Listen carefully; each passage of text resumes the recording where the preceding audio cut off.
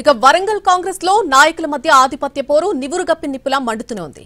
కొండా versus వ్యతిరేక శిబిరం అన్నట్టు జరిగినటువంటి లొల్లి సామరస్యపూర్వకంగా పరిష్కారం చేస్తే సమసిపోయేది. ఇప్పుడు అది అగ్గికి ఆజ్యం పోసినట్టుగా మండుతూనే ఉంది.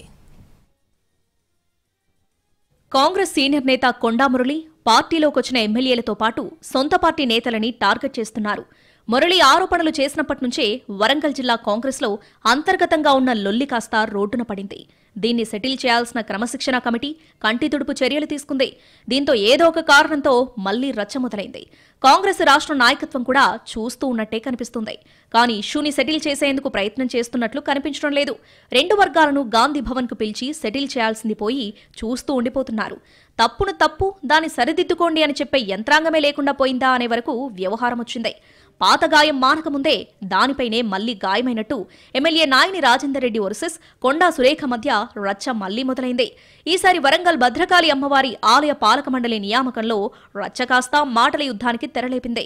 వ్యవహారం చూస్తుంటే చినికి గాలివానలా మారుతున్నట్టు కనిపిస్తుంది. కొండా వ్యతిరేక వర్గం మళ్లీ ఏకమవుతుంది. భద్రకాళి అమ్మవారి ఆలయం ధర్మకర్తల కమిటీ నియామకానికి ప్రభుత్వం అనుమతి ఇచ్చింది. దీంతో 16 మంది సభ్యులతో కమిటీ ఏర్పాటు చేయాల్సి ఉంది. భద్రకాళి ఆలయం వరంగల్ పశ్చిమ నియోజకవర్గం పరిధిలో ఉంది. ఈ నేపథ్యంలో ఆ నియోజకవర్గం నేతలు అమ్మవారి ఆలయం ధర్మకర్తల కమిటీలో సభ్యులుగా అవకాశం దక్కుతుందని ఆశలు పెట్టుకున్నారు.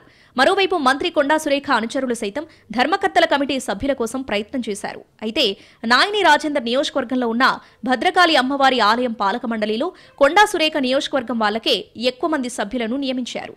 నాయని రాజేందర్ వర్గంలోని 5 సభ్యులకిచ్చి కొండా సురేఖ 7 సభ్యులను నియమించుకున్నారు. దీంతో నాయని రాజేందర్కి అసహనం వచ్చింది.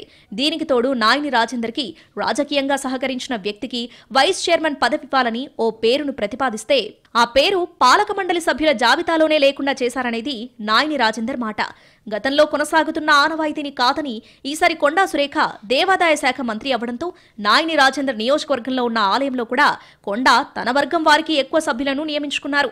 దీంతో మళ్లీ కొండా వర్సెస్ నాయనిగా రాజకీయం మొదలైంది. తన నియోజకవర్గంలో ఉన్న దేవాలయం పాలక మండలిలో కూడా మంత్రి ఆధిపత్యం ఏంటని తన సభ్యులతో కూడా రాజీనామా చేయించే ఆలోచనలో నాయని రాజేందర్ ఉన్నారు. ఇదే అంశాన్ని పీసీసీ చీఫ్ మహేష్ గౌడ్కి చేరవేశారు నాయని రాజేందర్. మంత్రి అయితే అందరినీ సమన్వయం చేసుకోవాలి, కానీ ఇలా ఇష్టారాజ్యంగా చేస్తే ఎలా?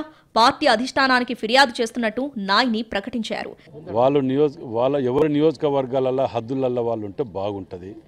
మీకు చేతనైతే ఇతర నియోజకవర్గాలలో మంచి చేయండి. అంతేకాని చిచ్చు పెట్టుకుంటూ నాకు భద్రకాళమ్మ టెంపుల్ నా నియోజకవర్గంలో ఉంటారు. నాకు తెలియకుండా మీరు నిర్ణయాలు తీసుకుంటూ పోతుంటే మరి ఎమ్మెల్యేగా నేను ఎందుకు ఇక్కడ బాధ్యత గల పదవిలో ఉన్నారు కదా, మేము గట్టిగా మాట్లాడితే ఇప్పుడు బాగోదు. నేను అధిష్టానం దృష్టి తీసుకపోతే ఏదో నా అధిష్టానంతో. నాయని వ్యాఖ్యలపై మంత్రి కొండా సురేఖ తనదైన శైలిలో స్పందించారు. నాయని రాజేందర్ రెడ్డి అదృష్టం కొద్ది గెలిచిన ఎమ్మెల్యే అన్నారు. దేవాదాయ శాఖ మంత్రిగా ఇద్దరికి పదవులిచ్చే స్వేచ్ఛ కూడా నాకు లేదా అని ప్రశ్నించారు. మా వాళ్ళు నా వాళ్ళు అనేది కూడా ఏం లేదు. మాకు పైనుంచి ఒకరిద్దరు అడిగిన వాళ్ళ పేర్లే వేసాం. మేము కావాల్సుకొని మా వెంట తిరిగే వాళ్ళు అనేది వేయలేదు. ఇంకా ఆ మాత్రం ఒక గుడిలో కూడా నాకు ఒక 2 ధర్మకర్తలను కూడా సొంతంగా వేసుకునేటువంటి అధికారం లేదు అని చెప్పడం చాలా బాధ. ఆయన నాకంటే చిన్నోడు, నాకంటే ముందు నుంచి కూడా ఎమ్మెల్యే కావాలనుకున్నాడు. పాపం నా తర్వాత అయ్యిండు, ఏదో అదృష్టం కొద్ది అయ్యిండు. నేను ఆయనని ఏమీ అనదలుచుకోలేదు. ఎందుకు అనంటే ఆయన విఘ్నతకే వదిలేస్తా ఉన్నా, అందుకంటే నేను ఎక్కువ. కొండా వ్యాఖ్యలకు నాయని కౌంటర్ ఇచ్చింది.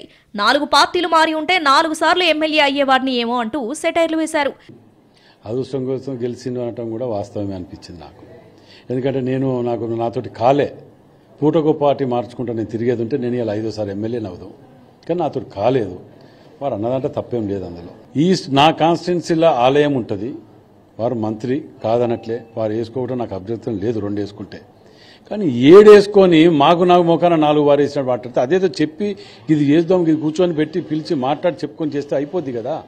అది చెయ్యకుండా నీ ఒంటెద్దు పోకలు పోయినట్టు మీ ఇష్టరాజ్యంగా వేసేసుకొని నా మొఖాన 4 వేస్తే నేనేం చేయాలి? కీలెరిగి వాత పెట్టడం కాంగ్రెస్ నాయకత్వానికి తెలిసినట్లు లేదు. నాయకుల మధ్య ఆధిపత్య పోరుతో పార్టీకి నష్టం జరుగుతుంటే పట్టింపు లేకుండా పోయింది అనే ఫీలింగ్ కనిపిస్తుంది.